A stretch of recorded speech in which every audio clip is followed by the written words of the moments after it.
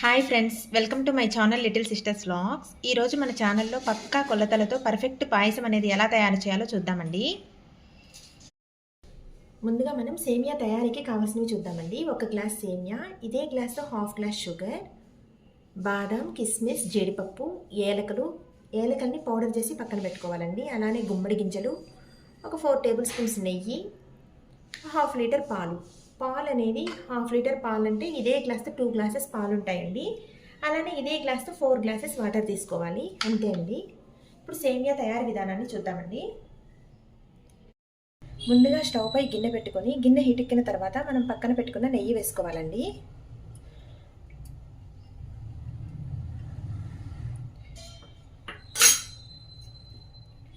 నెయ్యి అనేది కొంచెం హీట్ ఎక్కిన తర్వాత జీడిపప్పులు, అలానే బాదం పప్పులు వేసుకొని దోరగా ఫ్రై చేసుకోవాలి.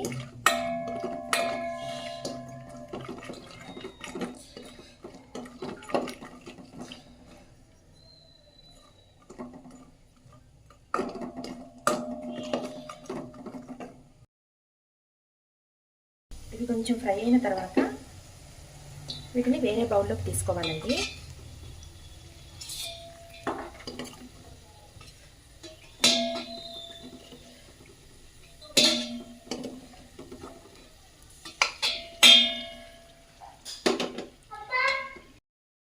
ఇప్పుడు ఇదే నెయ్యిలో కిస్మిస్, అలానే గుమ్మడి గింజలు వేసుకొని కొంచెం ఫ్రై చేసుకోవాలండి.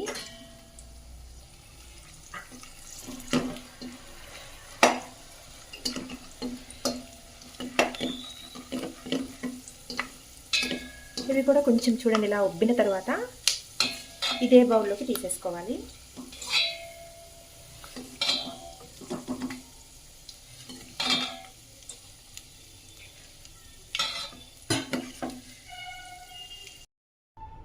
ఇప్పుడు ఇదే నెయ్యిలో సేమియా వేసుకోవాలండి.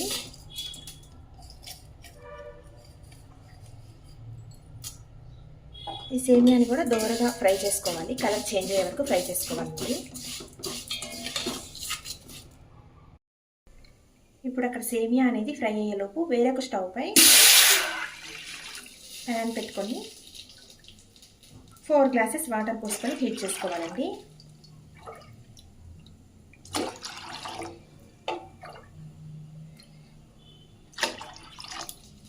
మనం ఏ గ్లాస్ అయితే సేమియా తీసుకున్నామో అదే గ్లాస్తో 4 గ్లాసెస్ వాటర్ పోసుకోవాలి. చూడండి వాటర్ అనేది ఈ విధంగా తెల్లిపోయాయి. ఇప్పుడు స్టవ్ ఆఫ్ చేసుకోవాలి. చూడండి సేమియా అనేది ఈ విధంగా కలర్ చేంజ్ అయ్యే వరకు వేపుకున్న తర్వాత ఇంకో స్టవ్ పై హీట్ చేసుకుంటున్న వాటర్ని కొంచెం కొంచెం దీనిలో కలుపుకోవాలండి.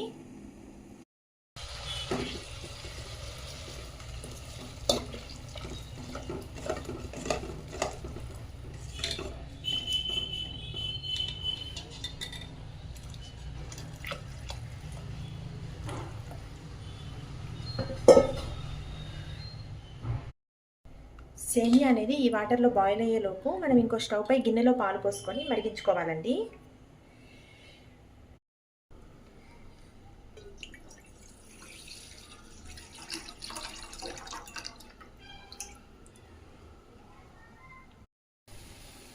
చూడండి పాలు అనేది ఈ విధంగా పొంగిన తర్వాత స్టవ్ ఆఫ్ చేసుకోవాలండి.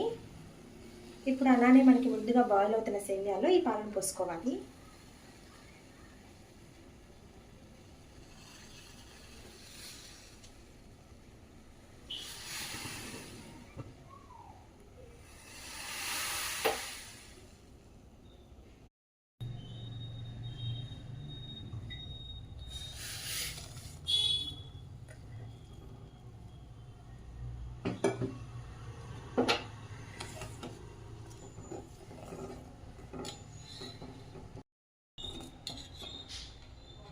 ఇప్పుడు సేమియా అనేది ఉడికిందో లేదో చెక్ చేసుకుందామండి.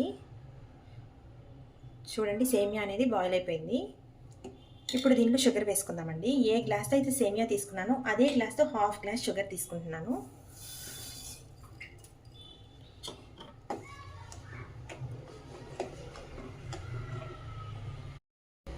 అలానే ముందుగా చూపించిన యాలకులను ఇలా నలగొట్టి పక్కన పెట్టుకున్నానండి. అలానే డ్రై ఫ్రూట్స్ వేసుకోవాలి. ఈ డ్రై ఫ్రూట్స్లో మనకి ఇష్టమైతే ఎండు కొబ్బరి పలుకులు కూడా వేసుకోవచ్చండి. వాటిని కూడా కాసేపు ఫ్రై చేసుకోవాలి.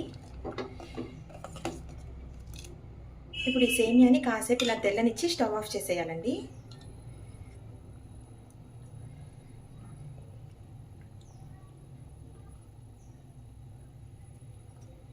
చూడండి, సేమియా అనేది ఈ విధంగా తెల్లిపోయింది. ఇప్పుడు స్టవ్ ఆఫ్ చేసుకోవాలండి. చూడండి, పాయసం అనేది పర్ఫెక్ట్గా రెడీ అయిపోయింది.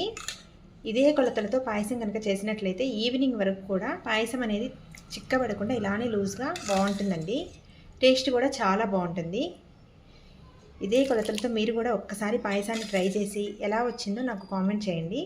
అలానే ఈ వీడియో కనుక మీకు నచ్చినట్లయితే మన ఛానల్ని సబ్స్క్రైబ్ చేయండి.